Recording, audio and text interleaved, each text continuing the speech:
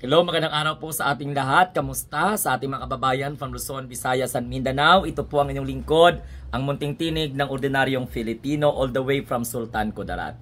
Kung kayo ay bago sa ating munting tinig channel, huwag kalimutan mag-like, mag-share, and subscribe.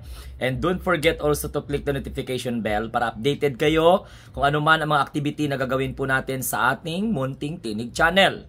Mga kamunting tinig, balita po, good news at bad news naman sa ilan. Lalong-lalo na po ang hindi po gusto si Boying Rimulya. Okay, pag-usapan natin itong desisyon ng Ombudsman. Sa pamamagitan po ng joint resolution, dinismiss po ng Ombudsman ang kaso laban kay Department of Justice Secretary Boying Rimulya. At natatandaan po ninyo, itong si Department of Justice Secretary Boying Rimulya ay isa sa mga aplikante sa pagiging ombudsman.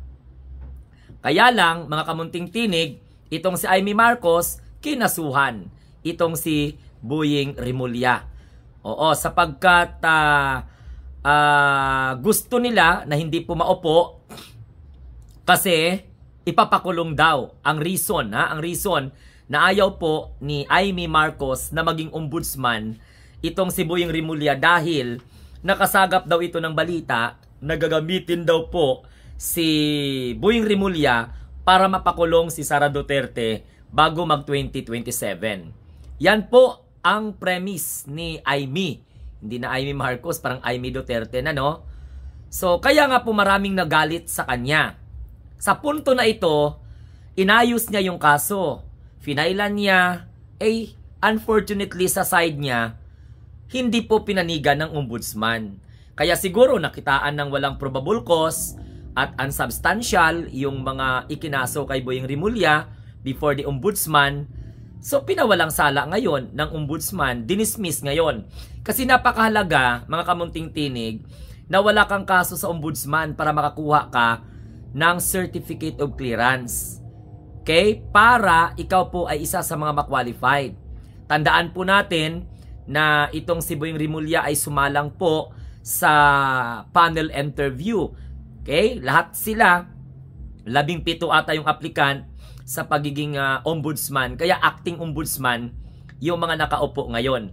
Pero itong si Amy, na hindi po makamove on, nag-file po ng motion for reconsideration.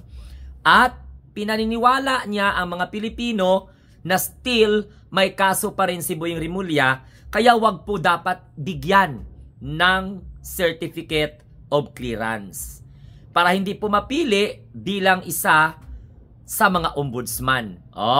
Yun yung gusto ni Amy. Pero mga kamunting tinig, di ba isa din si Amy sa hindi po naghintay ng halaga ng pagdinig ng motion for reconsideration? Bigyan ko kayo ng isang example. What happened to the impeachment case na final laban kay Sara Duterte ng House of Representatives transmitted to the Senate, who constitutionally bound to perform, try, and decide. Nagmadali sila. I-dismiss. Binago ang motion. Niremand despite of the ruling. Despite of the motion for reconsideration filed by the House of Representatives. Kasi as far as your knowledge is concerned, the Supreme Court issued a unanimous ruling that the impeachment against Sara Duterte is unconstitutional. Kahit naintindihan po natin na pinaliwanag naman ng House of Representatives na dumaan po sila sa process. Kasi dalawang klase po ang kanilang proseso dyan sa pag-file ng impeachment complaint. Either i-endorse, then pa dala sa Committee on Justice, then the Committee on Justice decide na dalahin po sa plenary pag hindi po makakuha po ng 1/3. Pero kapag nakakuha po ng 1/3, pwede pong idiretso as long as na journal at kompleto recados po ang mga proseso. So balik tayo dito sa kaso ni Amy. Ngayon, mahalaga na kay Amy na dinggin ng ombudsman ang kanyang motion for reconsideration. Kasi naniniwala si Amy na yung joint resolution, hindi pa yon final. Executory, pero final. So ngayon, hinihintay ni Aimee sa loob ng 5 araw kung ano ang maging desisyon ng ombudsman doon po sa kanyang motion for reconsideration. Pero joint resolution ang pinalabas ng ombudsman na dinidismiss niya po ang kaso ni Boying Rimulya. So anong kinakatakutan ni Aimee? Ano ang personal vendetta ni Aimee kay Boying Rimulya? Bakit takot na magiging ombudsman? Lahat naman may karapatan. Kaya lamang po napupursi na ni Aimee na potential po na magiging ombudsman si Boying Rimulya. Kaya nga po dinamay niya, kinasuhan niya doon po sa issue ng pagpapahuli kay Rodrigo Roa Duterte. Sa mga kamunting tinig, yan ang mentalidad ni Aimee. Nagkakandara pa siya ngayon. Ging-cite niya pa yung AO7 1990. Series of 1990 na maari daw lamang magsumite ang motion to reconsideration sa loob ng 5 araw matapos matanggap ang abiso ng desisyon. So naisampa ni Marcos ang kanyang motion sa mismong araw na inilabas ang resolution bilang pagtutol sa tila pagmamadali ng ahensya. Inakusahan ni Aimee na nagmadali daw yung ombudsman sa pag-dismiss ng kaso laban kay Boying Rimulya. Kaya yung time po na naglabas ng joint resolution ang Office of the Ombudsman, naghain agad-agad ng motion kontra sa mamadali daw ni umano ng ombudsman sa pagbasura sa mga kaso laban po kay Rimulya.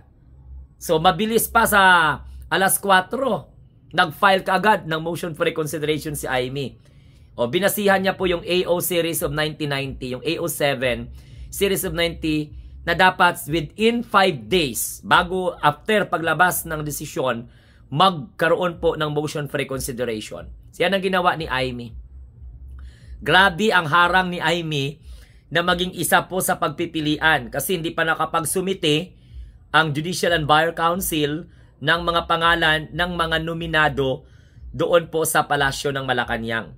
Kasi pag nakapili na po ang Judicial and Bar Council sa aplikante ng pagiging ombudsman, at take note dapat kailangan may clearance from the Office of the Ombudsman.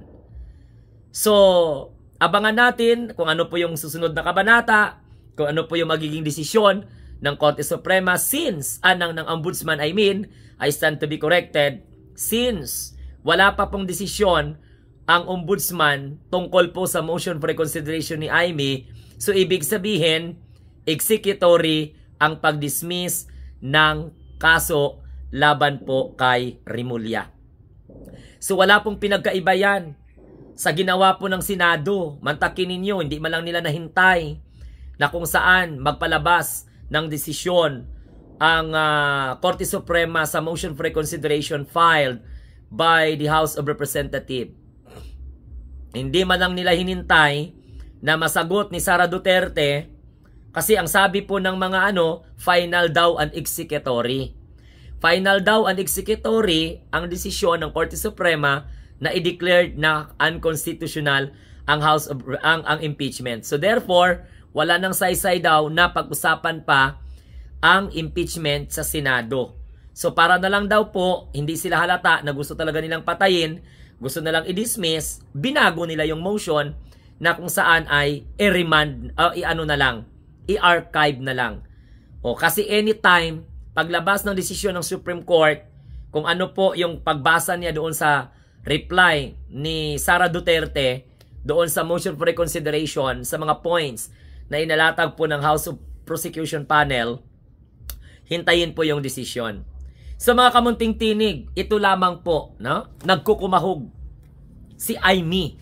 Kasi, ini-educate niya, pinapaliwanag niya sa tao na gusto daw po maging ombudsman si Rimulya dahil gagamitin daw po para kasuhan si Sara Duterte at mapakulong bago po mag 2027 or 2027. Kasi di ba 2028 ang presidential elections. Ganon si Aimee magmanipula. Ganon ang paliwanag ni Aimee. Pero, sa punto na ito, pwede po mag-release ang ombudsman ng clearance. Kaya lang, sabi po daw ni Amy na kung sino daw po ang magre-release, no? Hindi minamadali ang paglabas ng resolusyon, kaya hindi ito dapat basta tanggapin ng walang masusing pagsusuri. Magaling pa talaga siya sa ombudsman. Pakialaman niya yung mga kung ano paano mag-decide ang ombudsman. So ito ay panghimasok, no, sa kung ano po yung kanilang mandato. So ganun po si Amy. Nagkukumahog.